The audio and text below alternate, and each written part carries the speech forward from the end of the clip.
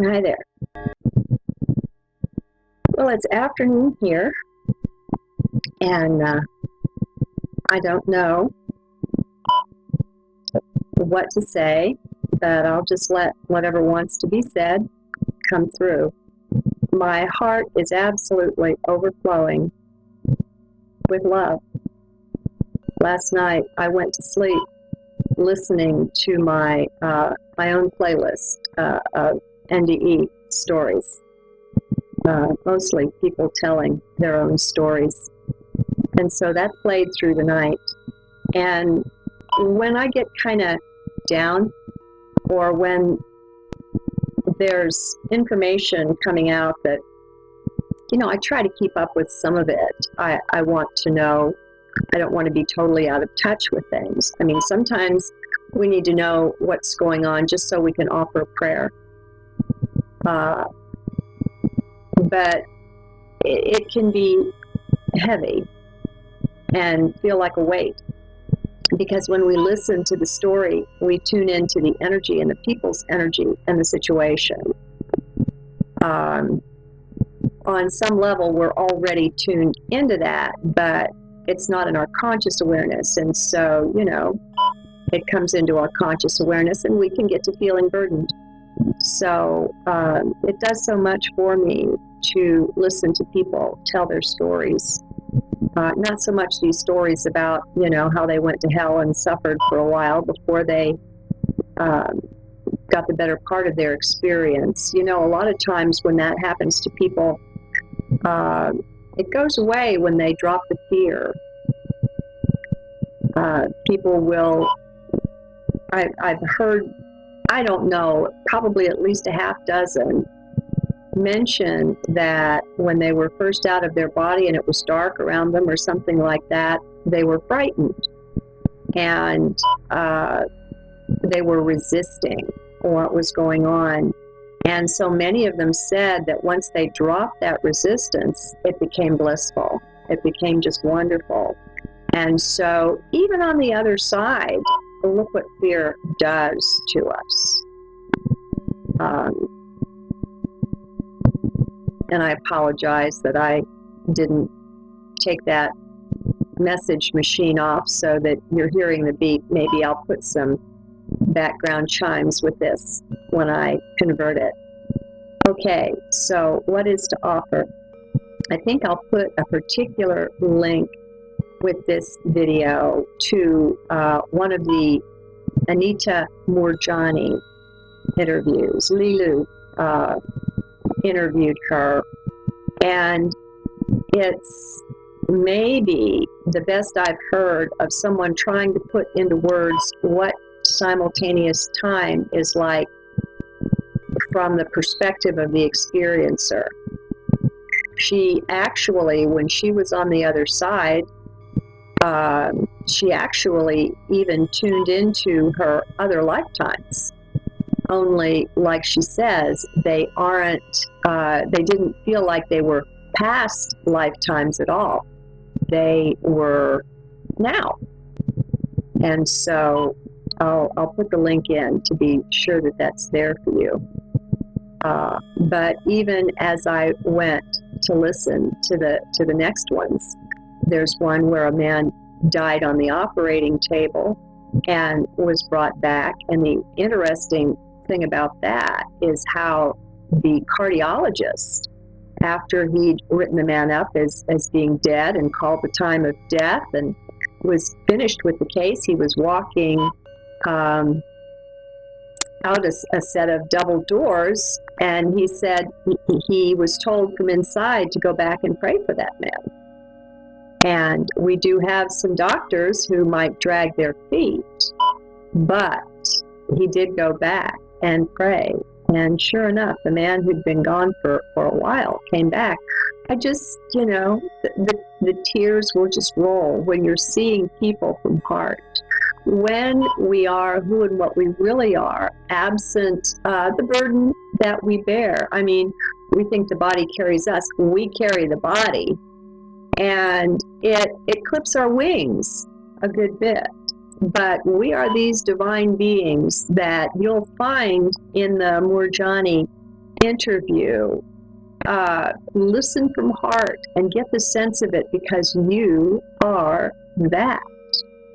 Each and every one of us is one of these magnificent divine beings, and it's got nothing to do with your incarnations or anything else. I mean, this is a game we play. These are scripts that are written, and I'm sure there's all kinds of reasons why we're here and what we're doing and purpose to it and all that. But aside from every bit of that, we're divine. And we don't think very well of ourselves because we've been trained not to. We've been trained to look down on ourselves and pretty much everyone else, you know? And so it's tricky to step aside from that enough to begin to make way to say, well, maybe I am that. Maybe it's true. Until we can do that, we've got the blinders on and we won't be able to see it. Only in heart. In heart, miracles are totally possible. They happen all the time. We're miracle beings. All of us are. And the veils are being parted more and more now, and it's easier to tap in to get a taste of who and what you really are. And it's divine, and it's perfect. And like Papa G said, nothing ever happened. The villain is not stained by the part that he plays in the drama, you know? Things aren't what we've been told. And the sooner we find File 13 and trash, literally, I think we'd be fine to trash everything we've ever been told.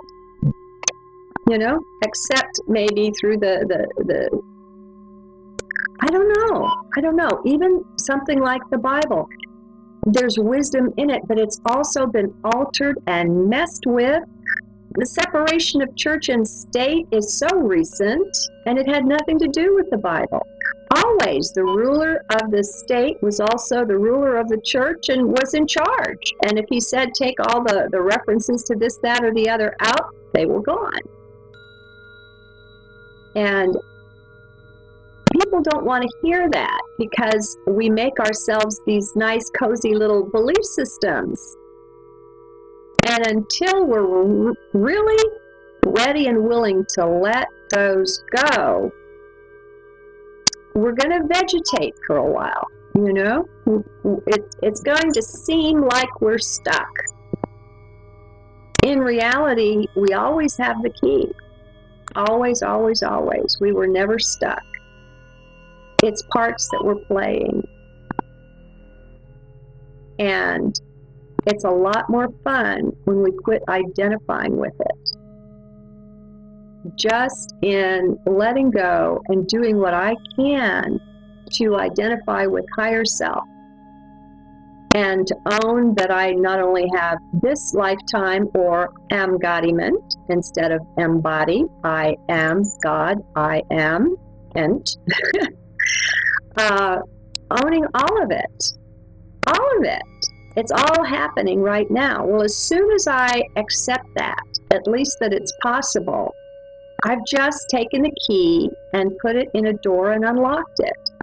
Until I did that, that was locked away from me. You see? I think all of our beliefs do that. We have all these doors that, it's funny because we've actually locked ourselves out.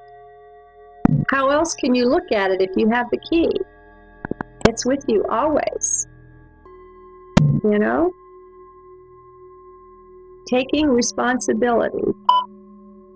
It's something I took very seriously in the days when I was listening to so much of what Alex Collier had to say. And you know, I'm still, I don't see that anyone could make all that up. So I'm just kind of this way and that about Alex. But when he said that the Andromedans told him that they can't come and help until we individually begin taking responsibility for ourselves. I took that very seriously, and I began looking around for how wasn't I taking responsibility for myself. And it helps too, because if you spend time in heart, it's not possible. It's literally not possible to be in judgment of anyone or anything when you're in heart. All you can have is love for that. And it's not because I could say, well, it's because I know I am that and I contain it. No, it's not mental like that. It's just a space and a place of love, and judgment just doesn't exist there, nor does thought.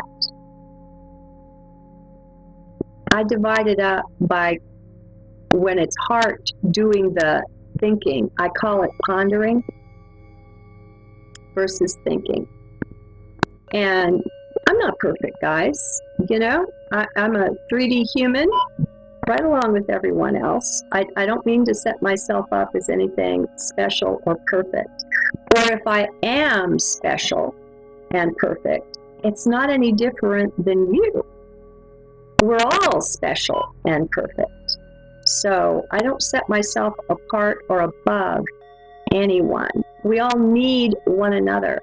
There's not a single one of us that has walked precisely the path that you have trod. And so often when you find someone invents something really special that takes some area or another into the next generation, it's just so marvelous. You look at the inventor and you see there was a serendipity there of the different disciplines that person studied. And they were an odd combination, but by studying that odd combination, that one was given new insights on something. And so we all bring something utterly precious to the table. You know, it's like a star shining that decides it doesn't need one of its light rays. I mean, it's insane. It's nothing if it's not whole. And I'm not whole absent you, and you're not whole absent me. And we'll be able to see that better later. But for now, if you'll go from this straight to the Moorjani interview, even if you've heard it before, maybe you heard it back when you were more in mind. So listen from heart and hear what she says, and know that you are that too. We can all say, I am that. Good day.